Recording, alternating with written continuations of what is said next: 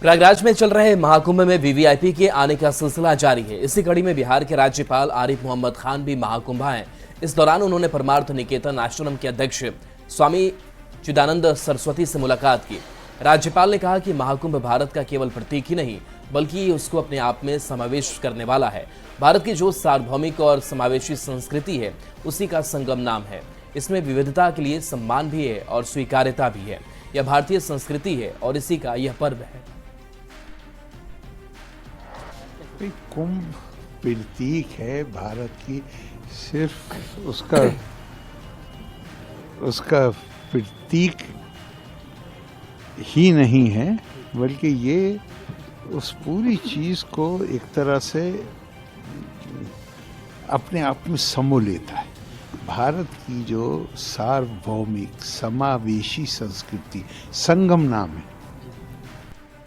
महाकुंभ में 3 अमृत स्नान के बाद अखाड़े रवाना होने की तैयारी में अब जुट गए हैं। धर्म ध्वजा के बंधन ढील किए जा रहे हैं। जूना अखाड़ा महाकुंभ से जाने से पहले कढ़ी पकौड़ी प्रसाद के रूप में बांटने की तैयारी में जुट गया है और आज शैव परंपरा के अखाड़ों की काशी के लिए रवानगी होगी।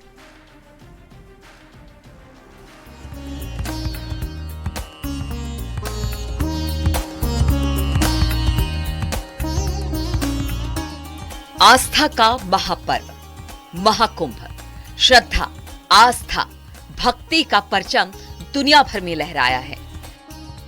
महाकुंभ 2025 26 फरवरी महाशिवरात्रि तक आयोजित होगा। हालांकि महाकुंभ के प्रमुख तीनों अमृत स्नान संपन्न हो चुके हैं, जिसके चलते अखाड़ों का महाकुंभ से प्रस्थान होना शुरू हो चुका है। 13 में से 7 सन्यासी अखाड़ों के नागा साधु और सन्यासी काशी के लिए 7 फरवरी से प्रस्थान करेंगे। 7 फरवरी को जूना अखाड़ा कढ़ी पकौड़ी बांटेगा। जूना अखाड़ा महाकुंभ से जाने से पहले कढ़ी पकौड़ी प्रसाद के रूप में बांटता है। सनातन परंपरा में कुल 13 अखाड़े हैं। 13 अखाड़ों में सर्व परंपरा के यानी सन्यासी अखाड़े हैं वो 7 फरवरी से प्रयागराज महाकुंभ से वाराणसी के लिए प्रस्थान करेंगे। वाराणसी प्रस्थान करने से पहले अखाड़ों में कढ़ी और पकौड़ा बांटने की परंपरा है। सभी अखाड़ों के नागा सन्यासी और जो मंडलेश्वर और जो जगत गुरु होते हैं वो अखाड़े के शिविर में बैठकर कढ़ी पकौड़ी खाते हैं। उसके बाद यहां से वो प्रस्थान करते हैं और इसी परंपरा के चलते 7 फरवरी को जूना अखाड़ा से लेकर दूसरे शैव अखाड़ों में इस तरह से कढ़ी पकौड़ी बांटी जाएगी। यह कढ़ी पकौड़ी लोगों में भी, श्रद्धालुओं में भी प्रसाद के रूप में बांटे जाने की परंपरा है। वहीं बात महाकुंभ से पंच अग्नि अखाड़े के प्रस्थान की करें तो श्री पंच अग्नि अखाड़ा 12 फरवरी तक महाकुंभ में रहेगा। 12 फरवरी को पूर्णमासी का पर्व स्नान है। श्री पंच अग्नि अखाड़े के साधु संत स्नान कर महाकुंभ से प्रस्थान करेंगे।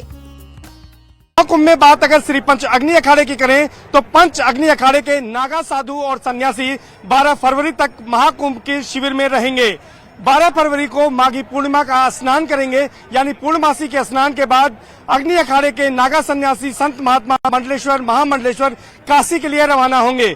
अगर बात हम पंच अग्नि अखाड़े के करें तो यहाँ पर सिर्फ ब्राह्मण ही नागा सन्यासी बन सकते हैं। इस अखाड़े के नियम बेहद कठिन माने जाते हैं। 15